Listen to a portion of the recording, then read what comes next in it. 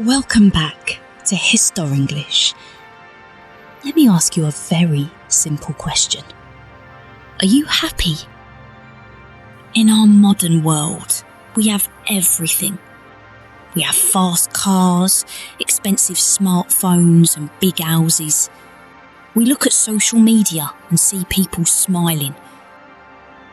But behind those smiles, many people feel stressed, lonely and tired. They work day and night, chasing money, thinking that more wealth will bring them happiness, but it never does.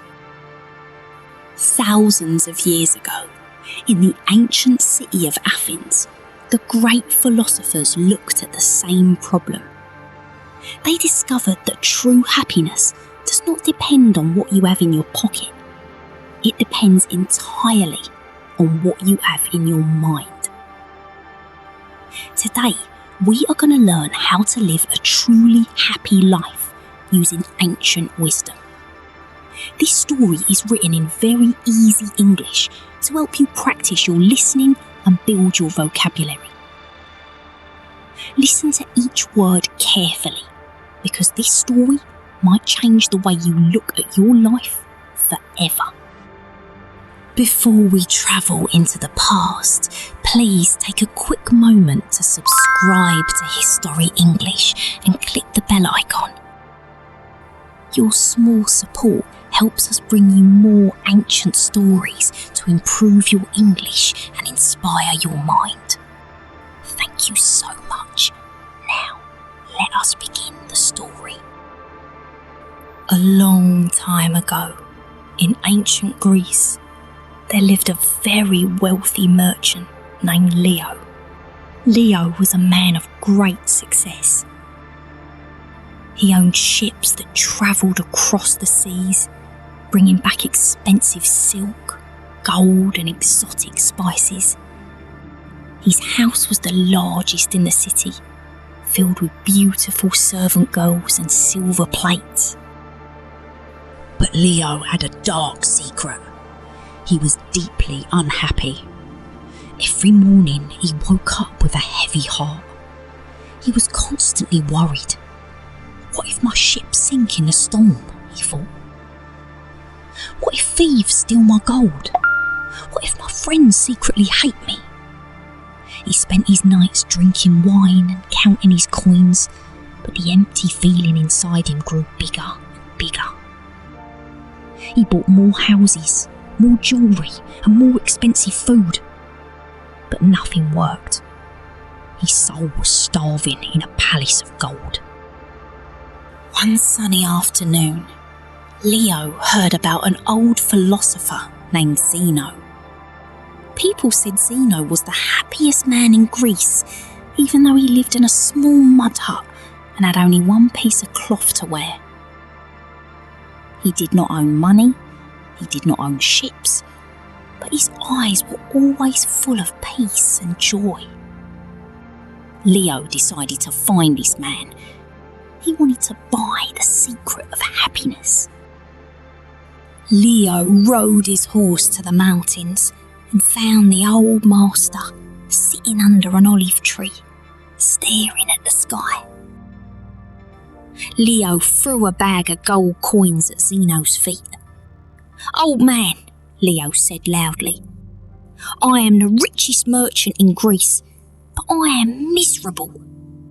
Take this gold and tell me the formula for happiness. Tell me what to buy to fix my broken heart." Zeno laughed softly. He did not touch the gold. Instead, he picked up a small dry leaf from the ground and blew it into the wind. "My rich friend," Zeno said, "you cannot buy happiness because happiness is not a product. Look at this leaf. It flies wherever the wind takes it. It has no control over the storm. Your life is just like this leaf." Zeno looked into Leo's worried eyes and gave him the first lesson of ancient wisdom: the dichotomy of control. In this universe, Zeno explained, things are divided into two categories.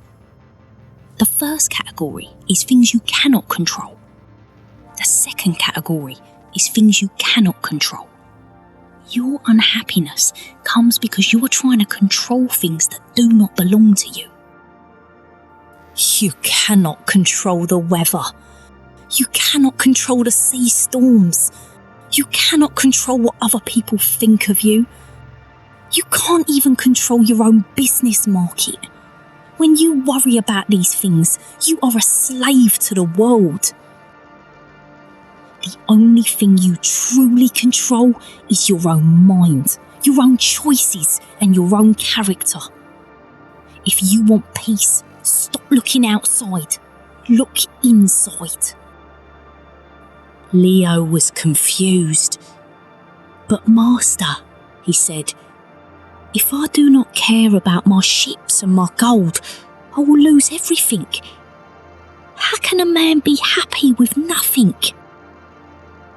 Zeno smiled. "I am not telling you to destroy your wealth, merchant.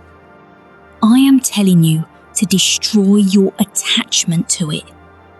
True wealth is not about having many things. It is about needing very few things."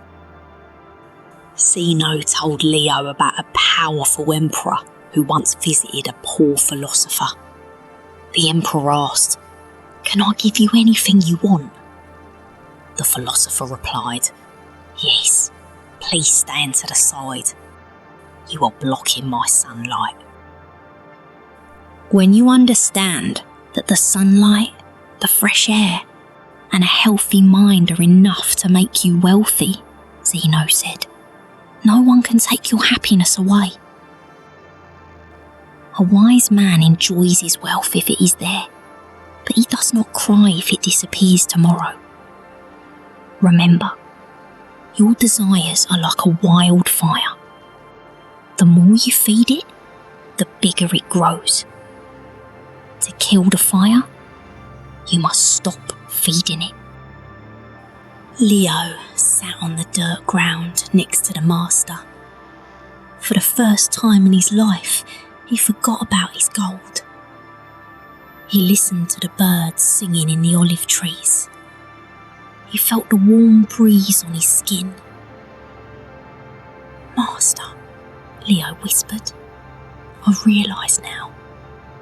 My mind is always living in the past, crying about mistakes, or living in the future, crying about fear. I have never lived in today." "Exactly," Zeno said softly. "Yesterday is a ghost. Tomorrow is a dream. Today is the only reality you have. If you can breathe right now, if you can see the beauty of this moment, you are already a king. Happiness is not a destination at the end of the road. It is the way you walk the road." Leo returned to his palace a completely changed man. He kept his business, but he stopped worrying about the storms. He used his wealth to help the poor, not to show off his name. He slept peacefully every night because he understood the ancient truth. My friends, your life is too short to spend it in anxiety and pride. Stop chasing more things to find happiness. Master your mind, accept the things you cannot change, and enjoy the beauty of today. Thank you for practicing your English with HistoriEnglish. If this ancient lesson touched your heart, please give it a like and share it with someone who is stressed today. Stay wise, stay humble, and we will see you in the next story.